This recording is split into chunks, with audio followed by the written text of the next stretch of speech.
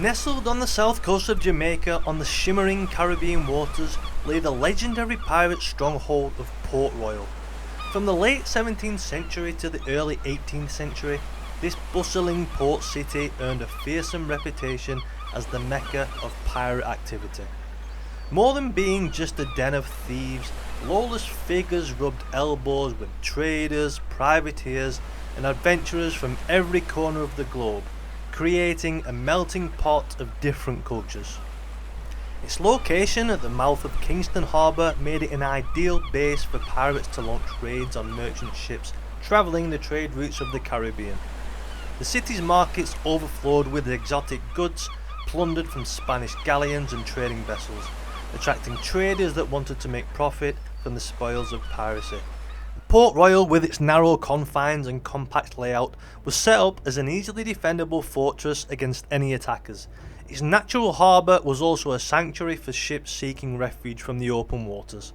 It was from here that pirates plotted their raids and resupplied the ships.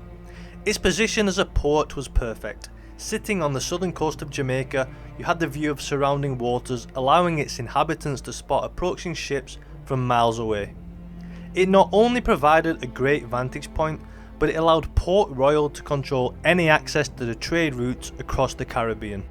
The town was built on a narrow strip of land around 1.6 kilometres long, and in times of danger it could be fortified with barricades and cannons. With the natural protection of small islands and reefs, and the fortress-like structure of the town, Port Royal was one of the most formidable strongholds of the golden age of piracy. The culture around Port Royal was lawless and chaotic, attracting sailors, merchants, prostitutes and pirates. The smoky taverns were full of people living life on their own terms, drinking rum, gambling fortunes away and exchanging information and secrets. It was known for its excessive drinking and gambling and became notorious as the wickedest city on earth. While it had a reputation for its villainy, it was also a thriving centre for commerce. The markets were filled with plundered goods from ill-fated ships, along with exotic spices, silks and precious metals.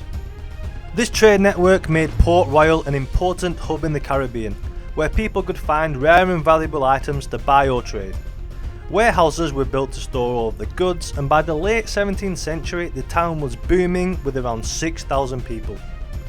It effectively became a place where the promise of riches and temptation drew people in, and many of Jamaica's wealthy landowners and merchants had a stake in piracy, which increased their wealth from the shares of Spanish plunder.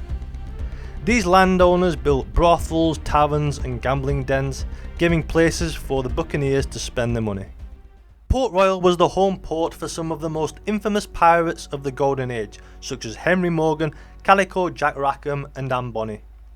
Henry Morgan was born in 1635 in Wales and became one of the most notable figures of the Golden Age of piracy, operating as a privateer out of Port Royal. From Port Royal he launched successful raids against the Spanish, and the height of his career came in 1671 when he attacked, captured and sacked Panama City, which was one of the richest cities in the Americas at the time. This attack, however, violated a peace treaty between England and Spain, which led to his arrest and transportation to England. In the turn of events, he wasn't punished, and instead he was knighted by King Charles II.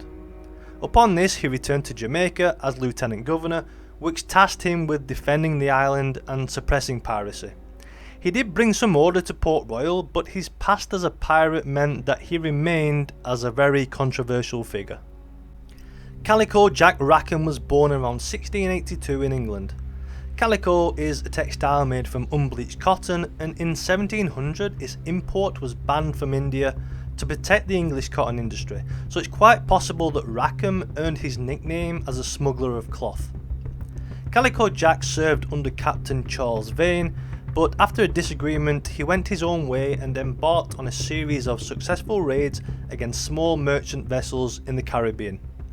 Rackham was associated with two female pirates, Bonny and Mary Read, who had joined the crew disguised as men. They both fought alongside the men during the raids.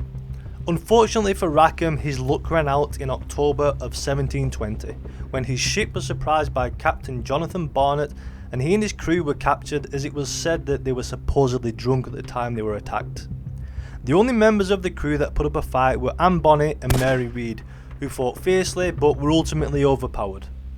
In November of the same year, Calico Jack was hanged with his shipmates on Gallows Point outside Kingston. Bonny and Mary Read, however, were sentenced to be hanged, but they both claimed that they were pregnant, and a doctor confirmed the claims. Mary Read unfortunately died in prison 5 months later from a violent fever without giving birth.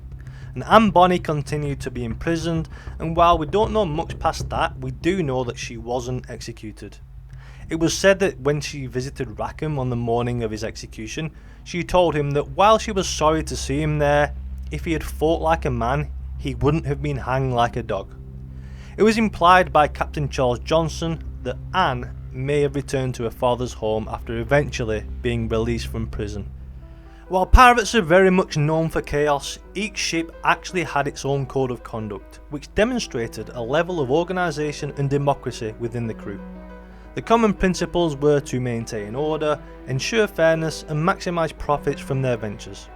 An example of this to have survived was from 1721 by Bartholomew Roberts, which was quoted by Captain Johnson in his biography.